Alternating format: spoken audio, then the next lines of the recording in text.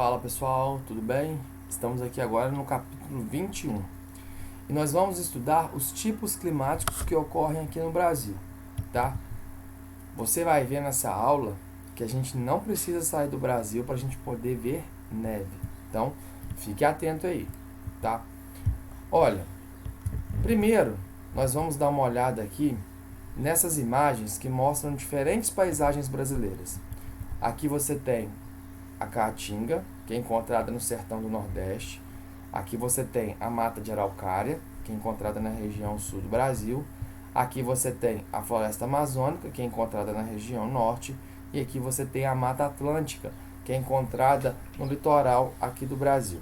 Nós temos várias formas vegetais aqui no nosso país.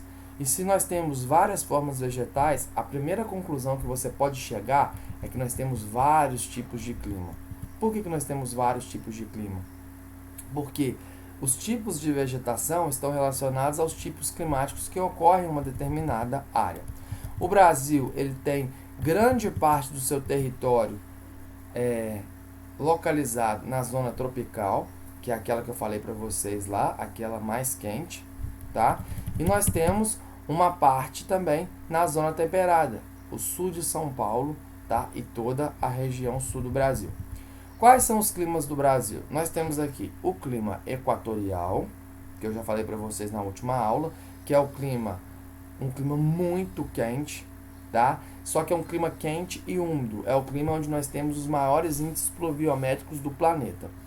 Você tem o clima tropical em 3 variações, que é o clima tropical típico, tá? A primeira coisa que você tem que entender é o seguinte, que em todas essas variações de clima tropical, nós vamos ter 2 estações do ano bem definidas. Uma que a gente concentra no verão, que é úmida, e a outra no inverno, que é seca, tá? Só que qual que vai ser a diferença então, professor? Ó, o tropical, este amarelo que ocorre em grande quantidade aqui no Brasil, ele vai ser o que a gente chama de tropical típico, bem quente, tá? Com o verão úmido e o inverno seco, como eu falei, tá? O tropical litorâneo, ó, ele também vai ter um inverno seco e um verão úmido, só que a principal característica dele é que nesse tipo de clima chove mais, porque ele sofre o efeito da maritimidade, como nós vimos. Isso vai fazer com que a taxa de evaporação seja maior, tendo uma umidade maior, nós vamos ter o quê? Maior quantidade de chuvas. Nós temos aqui o tropical semiárido, que pega no sertão nordestino, onde existe uma estação úmida no verão, ou seja, a probabilidade de chuva no verão é maior do que nas outras estações do ano, mas mesmo assim chove muito pouco no verão. E as outras estações são muito secas, tá? A estação seca do tropical semiárido, ela é bem maior, o tempo dela, do que nas outras variações de clima tropical, tá? E aqui nós temos o nosso clima aqui da nossa região, que é o tropical de altitude, inverno seco, verão úmido. Mas como nós estamos numa região elevada, a principal característica do tropical de altitude é que o inverno é mais frio do que nos outros invernos dos outros climas tropicais, tá? E aqui nós temos um clima subtropical, que não é considerado um clima quente, como um clima equatorial e tropical, por estar numa região já de zona temperada, tá? A principal característica desse clima subtropical é que não haver uma estação seca, as chuvas são distribuídas ao longo do ano, assim como no clima equatorial. No entanto, chove menos que no clima equatorial, tá? Aqui também nós temos as estações do ano bem definidas. O inverno é muito rigoroso, inclusive aqui nas regiões de clima subtropical aqui no Brasil, onde a altitude é mais elevada, a chance de neve existe, principalmente nas serras do Rio Grande do Sul e Santa Catarina, tá? E é um clima mais frio. Então, na verdade, nós temos 3 tipos de clima no Brasil: equatorial, tropical e o subtropical. O tropical é o que mais predomina e ele tem uma divisão de 4 climas tropicais, que é o tropical, amarelinho, o litorâneo, tropical litorâneo aqui, o tropical semiárido e o tropical de altitude. Nós moramos numa região do clima tropical de altitude, tá? Aqui, ó, relacionando aqui o clima à vegetação e ao climograma. Aqui, ó, vegetação densa, porque chove muito, tá? No clima equatorial. E você observa que as barrinhas de chuva, elas sempre vão ultrapassar o quê? Os 100 milímetros. Como que eu sei disso? Ó, pego a barrinha e olha aqui para o lado. Tá? Além disso, a amplitude térmica no clima equatorial ela é muito baixa, tá? Ou seja, o ano todo é quente. Como você pode observar aqui que a linha está praticamente reta. No clima tropical, você tem uma diferença aqui, ó, das barrinhas, justamente porque há uma estação seca, que pega principalmente os meses de inverno e outono, tá? E a estação úmida, que as barrinhas são muito elevadas, que é a primavera e o verão. E aí o clima é quente e tem uma amplitude térmica bem mais elevada se comparada com o clima equatorial. Olha como que, vou diminuir aqui para você poder ver, olha como a linha aqui está quase reta e aqui dá uma modificação. O tropical de altitude, ele também tem uma variância aqui de temperatura, como você pode observar.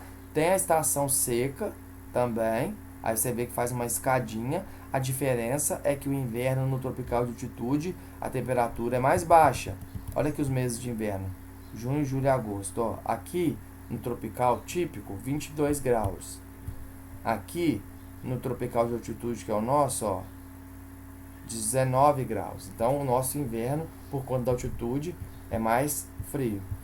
No tropical litorâneo, gente, que é, por exemplo, no nordeste do Brasil e na parte das praias, você tem uma estação seca se comparada aqui, ó, com as outras estações, só que chove mais. Como eu falei para vocês, por conta da presença do litoral ali, a taxa de evaporação é maior, tá? E você tem amplitude térmica, ou seja, significativa. Você tem um mês com 28 graus e um mês com 23. Então há uma amplitude térmica, ou seja, uma diferença entre a temperatura máxima e mínima maior do que nos outros climas tropicais. O semiárido, como eu falei para vocês, existe o período de chuva, só que como você observa, nos meses onde o índice pluviométrico é baixo, é muito baixo. E aí a paisagem que você vai relacionar a esse clima é a da Caatinga. No subtropical, que é um clima que não é considerado mais quente, como os climas tropicais e equatoriais, você tem uma paisagem que lembra mais frio, como você pode ver aqui. É comum ocorrer geadas e de vez em quando neve nessa região. Como eu disse para vocês, pega o sul de São Paulo, de Mato Grosso do Sul e toda a região sul do Brasil. As chuvas são bem distribuídas ao longo do ano, ou seja, não há muita variação de temperatura, de índice pluviométrico, mas cuidado para você não confundir esse clima com o clima equatorial, que também tem um climograma com barrinhas assim bem distribuídas. A diferença é que é comum no clima equatorial as barrinhas ultrapassarem os 200 milímetros, e aqui é raro, tá? E aqui você vai ver períodos de chuva onde não ultrapassa os 100 milímetros, e no clima equatorial você nunca vai ver isso. Além disso, a amplitude térmica que é muito significativa. Por quê? Porque você vai pegar períodos onde o inverno é muito rigoroso e o verão é muito quente, ok? Aqui, gente, nós vamos falar das massas de ar que influenciam os climas no Brasil. Olha, você tem no inverno a atuação da massa equatorial atlântica, que é uma massa quente e úmida nessa região aqui, tá? Aí você observa que no verão ela atinge outras áreas. Você tem aqui a massa tropical atlântica, que é uma massa quente e úmida, assim como a massa equatorial atlântica, que no inverno ela atua de uma forma e no verão ela atua de outra, tá? No inverno você tem a massa equatorial atlântica, que é uma massa continental, mas ela é úmida por conta da grande transpiração que existe na floresta amazônica, e ela fica mais restrita essa área. E aí observa que no verão a massa equatorial atlântica ela se expande de maneira significativa para o Brasil. E mesmo ela sendo continental, ela é úmida, como eu falei para vocês, por conta da transpiração intensa que existe aqui na floresta. E aí ela é responsável por grande quantidade de chuva na nossa região sudeste aqui. Se nós tivéssemos a capacidade de acabar com a floresta amazônica, nós teríamos menos chuvas na região sudeste e centro-oeste do Brasil. Você tem a massa tropical atlântica atuando aqui, tropical continental atuando no verão e no inverno, mas observa que como ela é uma massa quente, ela vai atingir com maior força e maior quantidade no período do verão, tá? E aí, como que eu vou saber, se eu der um mapinha para vocês, qual é o inverno e qual é o verão de acordo com a massa de ar? De acordo com as massas de ar, no inverno você vai ter a massa polar atlântica. Polar lembra o que? Frio. E aí ela vem, atinge aqui a região sudeste do Brasil, principalmente São Paulo, e tem a capacidade de chegar até o norte. Quando ela chega no norte, ela gera um fenômeno chamado friagem, tá? Friagem, o que que é? É a queda brusca de temperatura por conta dessa massa polar aí, ok? Então, ó, massa polar atlântica atinge somente no inverno. Então, essas são as massas de ar que atingem no Brasil. São 5 no inverno e no verão são 4. Ok? Então, pessoal, a gente vai ficando por aqui. Até a próxima. Tchau!